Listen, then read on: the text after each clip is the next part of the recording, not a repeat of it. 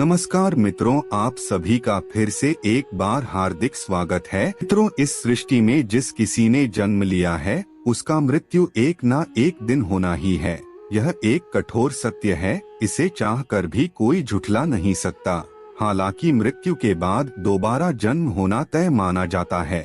जैसे दिन के बाद रात होता है और रात के बाद दिन होता है, उसी तरह गरुड़ पुराण के अनुसार हर जीव का दोबारा जन्म होता ही है। कहने का अर्थ है कि जिस व्यक्ति का जन्म होता है उसका मृत्यु होने के बाद उसका पुनर्जन्म भी होता है। हाँ, लेकिन गरुड़ पुराण में यह भी बताया गया है कि मृत्यु के बाद किसी भी जीव को दोबारा जन्म किस योनि में मिलेगा वह उसके पूर्वजन्म के कर्मों के आधार पर ही तय होता है। लेकिन मित्रों, क्या आप जानते हैं कि ऐसे कौन से कर्म है जिसे करने के बाद अगला जन्म भी मनुष्य का मिल सकता है? अगर नहीं जानते तो आप हमारे इस वीडियो में अंत तक जरूर बने रहिए, क्योंकि आज हम आपको गरुड़ पुराण के अनुसार बताने वाले हैं कि कौन से कर्म करने से दोबारा मनुष्य योनि मिलती है। मित्रों, गरुड़ पुराण में बताया गया है कि कर्म अच्छे हो चाहे बुरे, हर एक कर्म का फल इस संसार में रहने वाले प्रत्येक जीव को मिलना तय है। मनुष्य का अधिकार केवल कर्म करना है, फल देने का अधिकार परमात्मा के ही हाथ में है। मित्रों, इसके अलावा गरुड़ पुराण में यह भी बताया गया है कि मनुष्य अगले जन्म में किस योनि में जन्म लेगा यह भी तय होता है, और ये मनुष्य द्वारा किए गए कर्मों के हिसाब से ही तय होता है। आइए अब जान लेते हैं।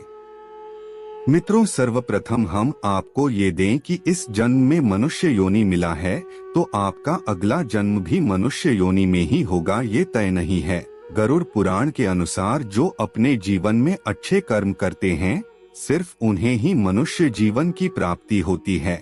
यही नहीं, कुछ ऐसे जीव भी होते हैं जो अपने कर्मों के कारण 84 लाख योनियों में भटकते रहते हैं और फिर अंत में उनका जन्म एक मनुष्य की योनि में होता है। मित्रों, कर्म 3 प्रकार के होते हैं। पहला संचित, प्रारब्ध और क्रियमान। पूर्व कर्मों का जो ढेर है वह संचित कर्म है। उन्हीं संचित कर्मों के आधार पर आपको जो शरीर प्राप्त हुए वह है प्रारब्ध कर्म, और वर्तमान में जो आप कर रहे हैं वह है क्रियमाण कर्म। आपके कर्मों के बड़े संचय में से जरा से कर्मों को लेकर आपको यह शरीर मिला है, बाकी आपके संचित कर्म संस्कार के रूप में पड़े हैं। सभी के कर्म के अनुसार जो संचित और प्रारब्ध कर्म है उनसे अगले जन्म का निर्माण होता है, जो तय करता है कि आपका अगला जन्म 84 लाख योनियों में कहीं भी हो सकता है।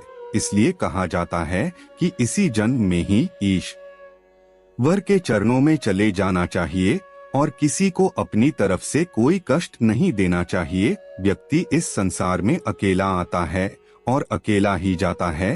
अंतिम समय में उसके अच्छे बुरे कर्म, पुण्य और पाप उसके अगले जन्म का निर्धारण करता है।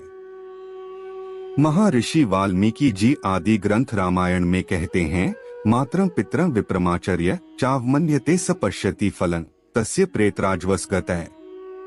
अर्थात माता पिता, गुरु, आचार्य और ज्ञानी पंडित का कभी भी अपमान नहीं करना चाहिए और न ही कभी उनके बारे में ऐसे विचार अपने मन में लाने चाहिए, और जो व्यक्ति ऐसा करता है उसे महापाप लगता है।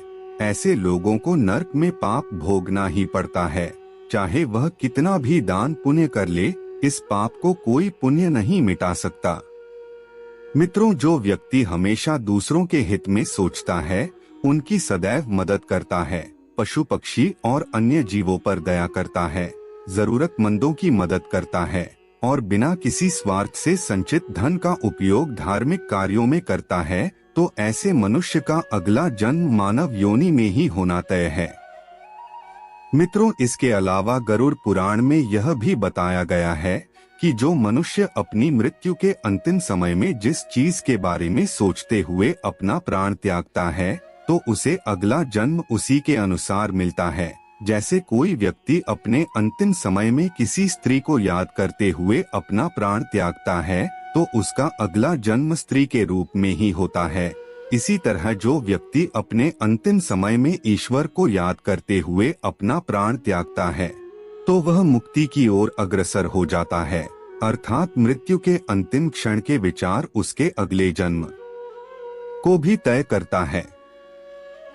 इसीलिए धर्मशास्त्रों में यह बताया गया है कि मृत्यु के अंतिम समय में हमेशा राम नाम का जप करते रहना चाहिए। मित्रों, हम अंत में यही कहेंगे कि हर एक व्यक्ति को अपने जीवन में पुण्य कर्म करने चाहिए और हमेशा निस्वार्थ भाव से धर्म की राह पर चलना चाहिए। तो मित्रों, आज के वीडियो में बस इतना ही। आपको हमारी जानकारी कैसी लगी आप हमें कमेंट में जरूर बताएं और अपने दोस्तों के साथ भी शेयर जरूर करें। फिर मिलते हैं किसी नए वीडियो के साथ, तब तक के लिए धन्यवाद।